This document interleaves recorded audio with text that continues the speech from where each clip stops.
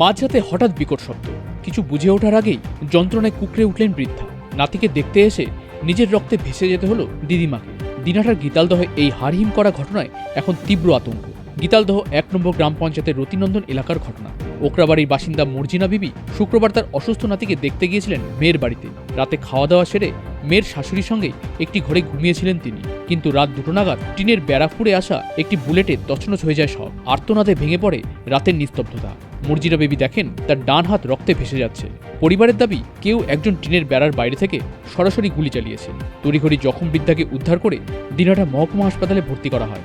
বর্তমানে সেখানেই তার চিকিৎসা চলছে। কিন্তু কেন এই হামলা? লক্ষ্য কি তবে ওই বৃদ্ধাই ছিলেন, নাকি এর পিছনে রয়েছে অন্য কোনো রহস্য? তদন্তে নেমেছে পুলিশ। তারপরে আজ 2টোর সময় হ্রাস করি উঠি, ঘুমন্ত অবস্থা, আমাকে ঘুম ধরছে। হ্রাস করি ওঠার সময় দেখি হাতটা কেন ঝমঝম মানছে। এলা এই পাকে পাকে দিয়ে কী অঙ্কুর হ্রাস করলে, কী করলে, কী বললে, আমাকে কে ঢেলাল। সোনাক্ষী, মশলা কোথায়?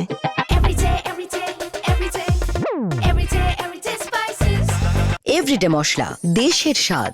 দেখি আমার হাত দিয়ে রক্ত ধরে পড়বে আনছে ওই পাশে, ওই পাখে রক্ত পড়ি প্রচুর পড়ছে রক্ত পড়িয়ে। তারপরে সবাইকে দেখালি না, দেখো তো কি একদম কী হল মোর হাতটা। ভালো মানুষ এখন তোমার বাড়ি নকে একদম এবার সবাই খুঁজি দেখে একটা টিন 5 পিছন পাখি টিন ফুটে হয়ে আসিয়া আমার হাতে লাগছে টিন। কে গুলি করছে দেখতে পাচ্ছেন? বাইরের থেকে করছে। বাইরের থেকে করেছে। কারো প্রতি সন্দেহ? জামাইয়ের কারো নিয়ে সন্দেহ? জামাইয়ের সাথে কারো বিবাদ? কিছু না। শাশুড়ির সাথে কারো বিবাদ? আর তাক বলতে পারি না আমি। আমরা যেছি আমার জামার বাড়ি, আমি আরো। আপনার বাড়ি কোথায়? আমার বাড়ি খোঁজের টাকা বাড়ি শাড়ি খোঁজের টাকা। কবে গিয়েছিলেন মেয়ের বাড়ি? কালকে রাত্রে। ঘটনাটা কখন হয়েছে? রাত্রি, তাও আনুমানিক রাত্রি 2টায়। কি নাম দাদা, দিদি আপনার? হ্যাঁ, মর্জিনা বিবি। দিনহাটা থেকে প্রসেনজিৎ সাহা রিপোর্ট, উত্তরবঙ্গ সংবাদ।